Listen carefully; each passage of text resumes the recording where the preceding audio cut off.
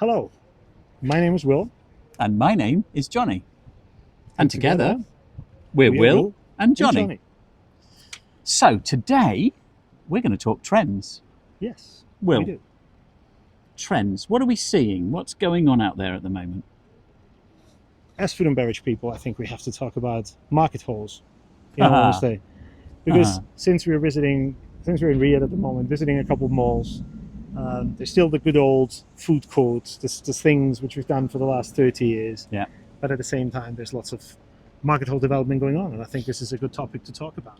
So that's interesting because you're making a direct connection between food court and market hall, but it's not quite as simple, is it? And I know you and I know that. Yeah. It's not quite as simple as a modern interpretation of a food court is a market hall. Far from it, in fact.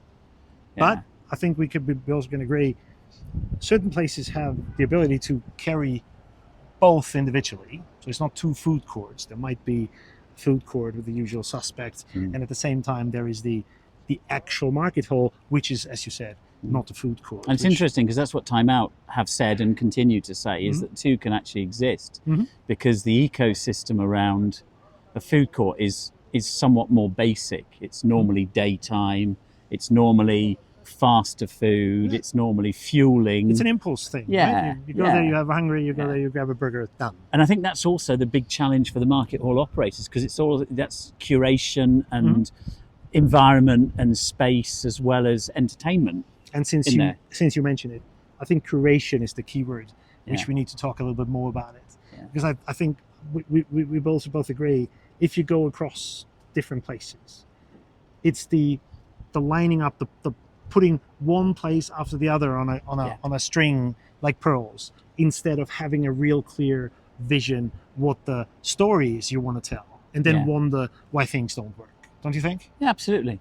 And I think, you can put, it's like a great recipe. You can put the ingredients on the table and you can mix them correctly and it still doesn't taste right. Still doesn't taste right. And I think the fundamental around market halls is it's about constant curation.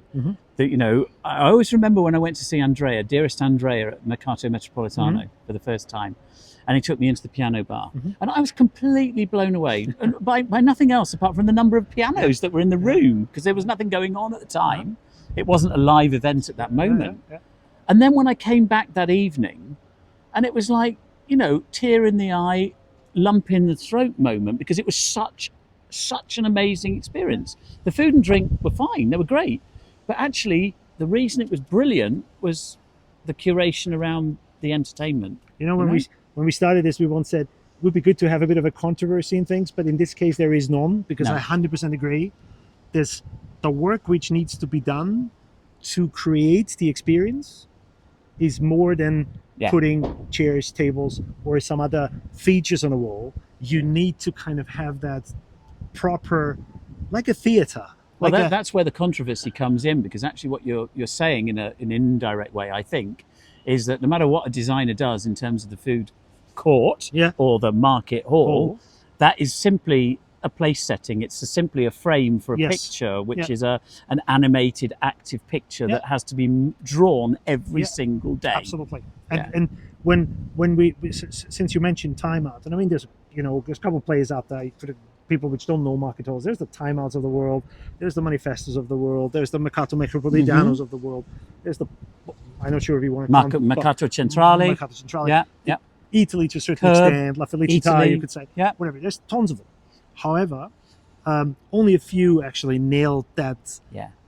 What is it about, and how do I attract people to come into this? Because it's much more than just going somewhere and having food, which differentiates it massively from the food court. I'm not just there for eating. I'm there for a social moment, for a certain level of warmth, which drags me to the place because I want to have a good time. And the food is almost I have to be careful when I say this. The food is almost secondary. Yeah, no, absolutely. Food is not. It's not that it's bad. No, but it's not the only reason why you're there. And I mean, I think you didn't mention Box Park. Yeah, Box Park. Fine. Curb.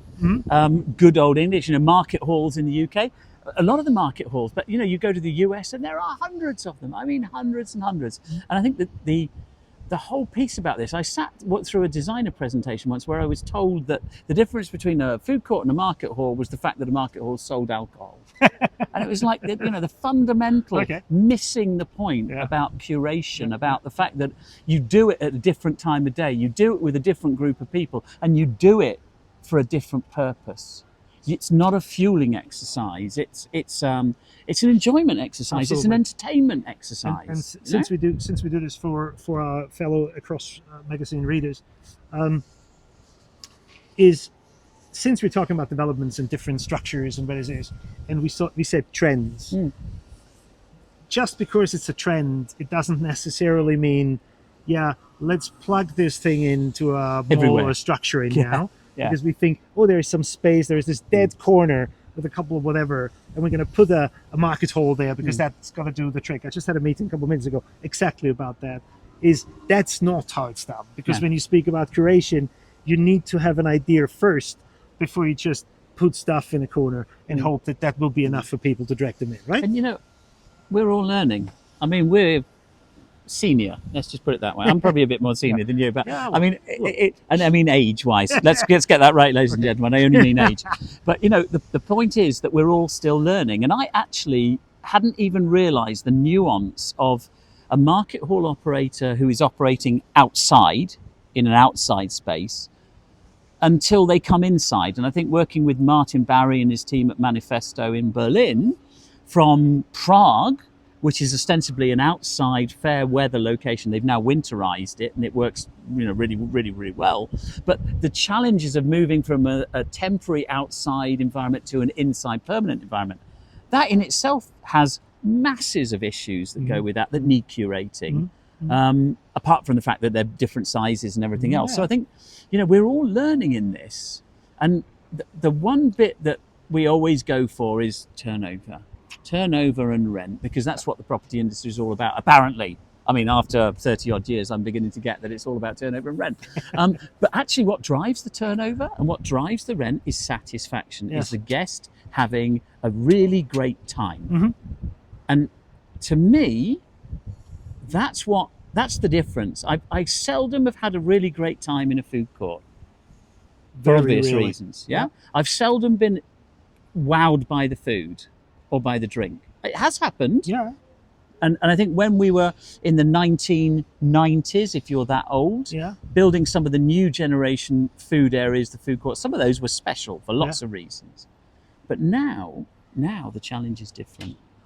So of the ones that you've seen, which little bits, which elements have you picked up on and thought, I like that. I really like that bit about it? Me personally? Yeah. I think the market hall as a development is not a new development. No. It is the market in itself. The market had its quality of several offerings, and you can pick from the food which is presented, the way how it is presented, because there's 5 vegetable stores or 5 fruit stores, and they all sell bananas. But there is this one guy you buy your bananas from because for whatever reason you're thinking this is the better He's banana. Got the biggest bananas. Or the biggest bananas. Yeah, probably. And when I look at food courts today, or not food courts, and market halls today, what I really enjoy is that market feeling, that element of it's raw. It's to a certain extent, it's raw. It's not overdone. It's raw. Gives me a good presentation of what it is. And I somehow have the feeling I have this market, that market connection. I'm going to buy from this guy because I think this is the good thing. This is what usually where I get hooked, because that's where I think, yes, this is the place. I think that food is going to be great because apparently the people like the food they're selling. And in a minute, ladies and gentlemen, he's going to ask me what I like about market halls. Doesn't take a minute, only takes a couple of seconds. So what do you think, Johnny, about it's an interesting question, Will. For me, it's about specialization. It's about doing normally one product unbelievably well. Maybe it's 1 or 2 products, but not the sort of encyclopedia menu that you see in so many restaurants these days, where you've got pages upon pages, but doing a bao bun beautifully, or doing noodles, or doing a cake, a particular type of donut, cronut, doing it superbly, and having the courage to do that despite the different day parts, and just doing something that's exquisitely beautiful affordable, and you just do it really, really, really well. That's really interesting. I'm a huge fan of nice buns. And no, I mean, bao buns, and for me, I could eat them all day, every day, probably do. I do not argue with you on bao buns. Yeah. No. If you, aside from the extraordinary presentation of things, I also like the simplicity of things, but the honesty of things. If I think of pizza, for example, or if I think of a burger, in a good market hall environment, it is like you sit in a friend's house and he coincidentally has a pizza oven and he has a pizza for you. Yeah. And you're kind of thinking, yes, this is the thing I want. Yeah. And it's simple and it's not overdone, but it has this honesty in it. Yeah. And a burger is not this perfection in everything. The perfection comes out of the fact that somebody apparently really liked to do it. Yeah. Yeah. In comparison to, and it's wrapped here, take whatever you like. That word is a particularly useful word, I think. It's innocent. It's not contrived. And I think Andrea taught me that very early on when I met him. Andrea, Mercato Metropolitano. Andrea Rasca has this insanely educated view on where food comes from. Yep. And it's so right, and it's so wrong what's happening with our food chain. I think one of the biggest trends we're going to see in the future, and happening right now, is people want to know more about where they're getting their food from. They want to know much, much more about what's in it, how it's going to help them, especially as they age. So I think, he's right on the money at the moment, right on the money.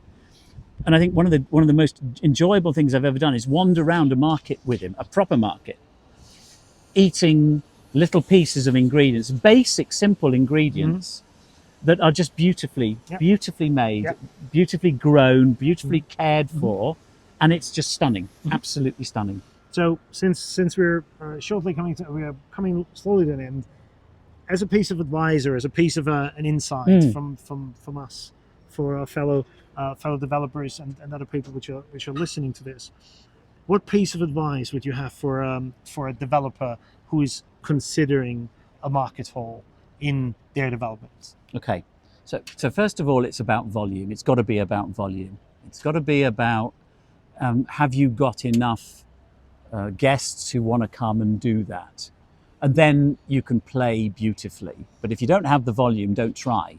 And I think one of the issues that, and Will, you mentioned it earlier, people have this. They have this view that you need to take the latest trend and stick it in everywhere, and it just doesn't work. No. It can't work. So for me, understand your volumes first of all. If you don't know that, go and take some advice, because lots of people will tell you, typically every human being has a stomach and every human being will eat 2.5 to 3 times a day. So it's pretty easy to work out how much money they're going to spend with you if you have a certain amount of footfall. And then play around, talk to people, go and see. The best advice ever, get off your desk seats and go and sit in other places, other market halls, and watch how people behave. And don't do it 9 to 5. Go until 11 o'clock at night. Go and be part of that piece. That's my advice. What about you? I think, so almost everything said, to all the people who's listening in, resist the urge, just doing it. Try to really, as Jonathan already said, I mean, can't put much to it, is please spend the time and figure out what's right for the place you're in. Take advice, look into places, try not to just do it because this is what people do these days. Yeah. And especially when it comes to food, to the things Jonathan and I said before, it's either exceptional and a small bite of something which you would usually not get, or it's honest and real for something where you kind of have not the same approach to, and not just lining up a couple of things. So really, whoever is really considering this, we both think market halls not only have a future, they will growing much faster. Yeah. You can be part of this, but if you are, you need to think of this really carefully. And the hard work starts the day you open, not until that.